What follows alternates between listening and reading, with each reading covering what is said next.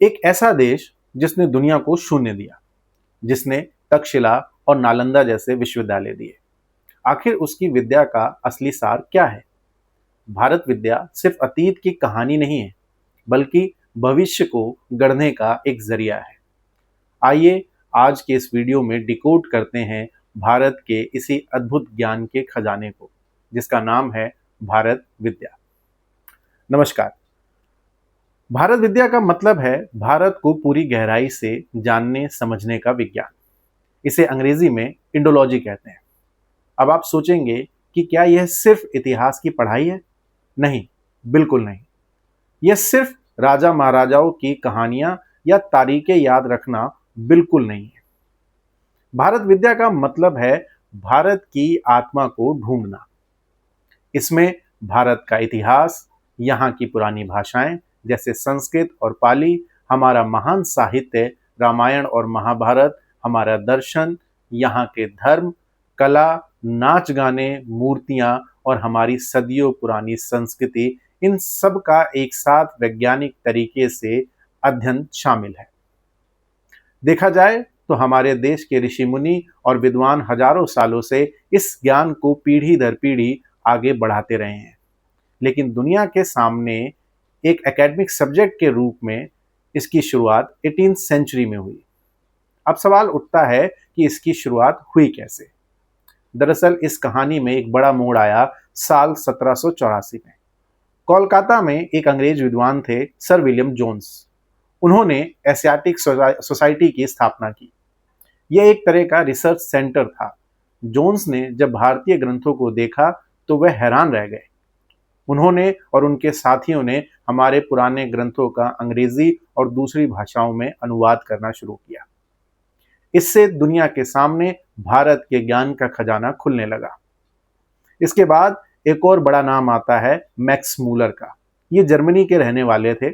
इन्होंने वेदों और उपनिषदों का अनुवाद किया और पूरी दुनिया को बताया कि भारत का आध्यात्मिक वैभव कितना बड़ा है। शुरुआत में जो विदेशी विद्वान भारत के बारे में लिख रहे थे, उनकी एक सीमा थी। वे भारत को बाहर की नज़र से देख रहे थे। कई बार वे कॉलोनियल माइंडसेट के शिकार हो जाते थे, यानी उन्हें लगता था कि पश्चिम की संस्कृति ज़्यादा बेहतर है। इस कमी को दूर करने के लिए हमारे देश के विद्वान मैदान में उतरे। उन्होंने कहा कि भारत को समझना है तो भारतीय नज़रिए से समझना होगा। इसमें कुछ बड़े नाम हैं, D.R. भंडारकर और P.V. काणे, जिन्होंने धर्मशास्त्रों पर अद्भुत काम किया। इसके अलावा दशरथ शर्मा और उर्मिला थापर, जिन्होंने इतिहास को नए ढंग से देखा, और साथ ही हजारी प्रसाद द्विवेदी और राहुल सांकृत्यायन, जिन्होंने साहित्य और घूम घूम कर पुरानी मैन्युस्क्रिप्ट को खोजा। इसके अलावा डॉक्टर सर्वपल्ली राधाकृष्णन, जिन्होंने भारतीय दर्शन को दुनिया के सामने इतने शानदार तरीके से रखा कि सब दंग रह गए।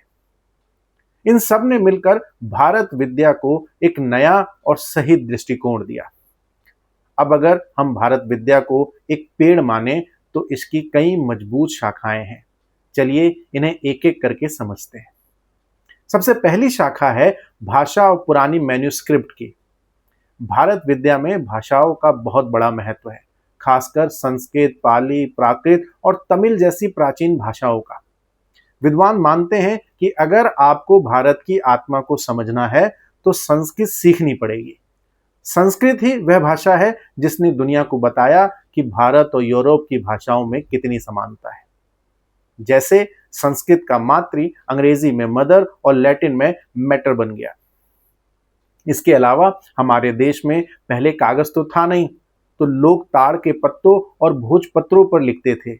इन्हें पांडुलिपि अर्थात मैन्युस्क्रिप्ट कहते हैं। ऐसी लाखों पांडुलिपियों को संभाल कर रखना और उन्हें कीड़ों से बचाना और उनमें क्या लिखा है उसे आज की भाषा में छापना, ये भारत विद्या का बहुत बड़ा और जरूरी काम है। यही नहीं, रामायण और महाभारत जैसी किताबें सिर्फ धार्मिक ग्रंथ नहीं है, वे उस जमाने के समाज, राजनीति और जीने के तौर तरीकों को समझने के जीते जागते दस्तावेज हैं। दूसरी शाखा है अध्यात्म और दर्शन की। दुनिया में भारत को दर्शन की जननी कहा जाता है। हमारे यहाँ सोचने और तर्क करने की कमाल की परंपरा रही है। भारत विद्या के तहत षड्दर्शन यानी 6 प्रमुख दर्शनों की पढ़ाई होती है। न्याय और वैशेषिक जो तर्कशास्त्र और परमाणु की बात करते हैं। सांख्य और योग जो प्रकृति, चेतना और मन को जोड़ने की बात करते हैं। इसके अलावा मीमांसा और वेदांत जो कर्मकांड और अद्वैत के गहरे विचारों को समझाते हैं। इसके साथ ही बौद्ध और जैन धर्म की श्रमण परंपराओं ने दुनिया को अहिंसा और अनेकांतवाद जैसे अनमोल सिद्धांत दिए। इन सब का अध्ययन भारत विद्या के अंतर्गत होता है। भारत विद्या रूपी वृक्ष की तीसरी शाखा है प्राचीन भारत के विज्ञान और टेक्नोलॉजी की। अक्सर लोग सोचते हैं कि पुराने भारत में सिर्फ पूजा पाठ या मंत्र होते थे, लेकिन भारत विद्या ने इस भ्रम को तोड़ा है।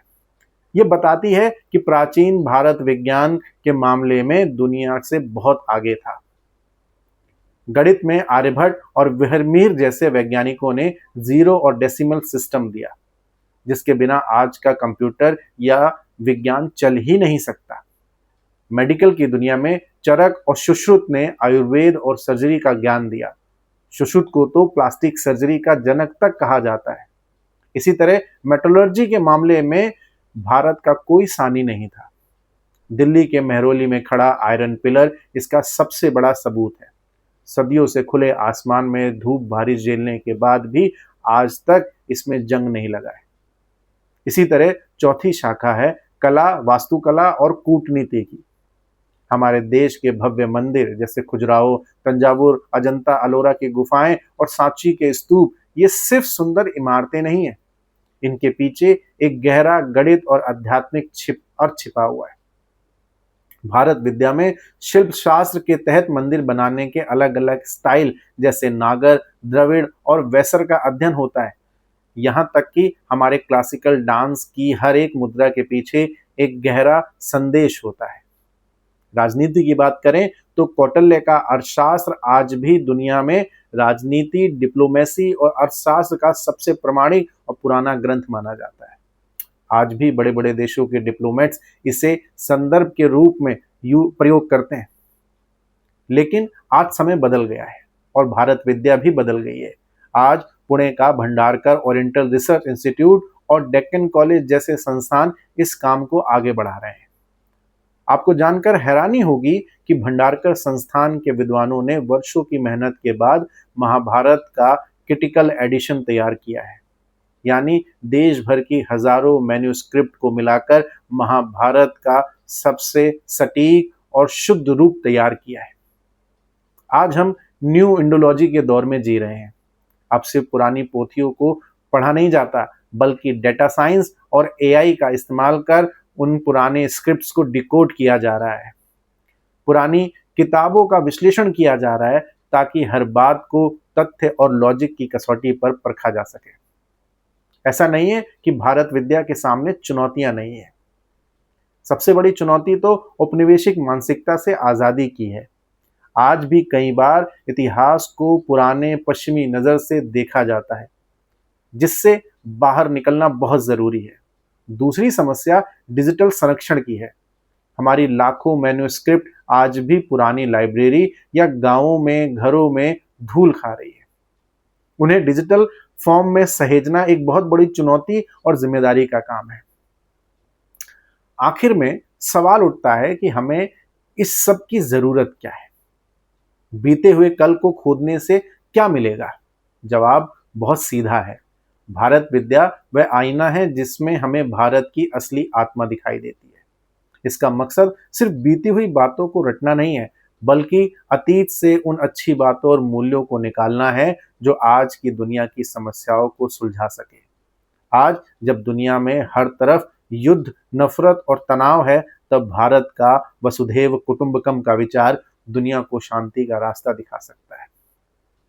शॉर्ट में, भारत विद्या हमें अपनी जड़ों से जोड़ती है, हमें गौरव का एहसास कराती है और सही मायने में भारत को फिर से उस मंच पर बैठाने का रास्ता तैयार करती है जिसका वह हकदार है। उम्मीद है कि भारत विद्या का ये आसान सी व्याख्या आपको पसंद आई होगी और विषय को गहराई से समझने में आपके लिए मददगार साबित रही होगी। धन्यवाद।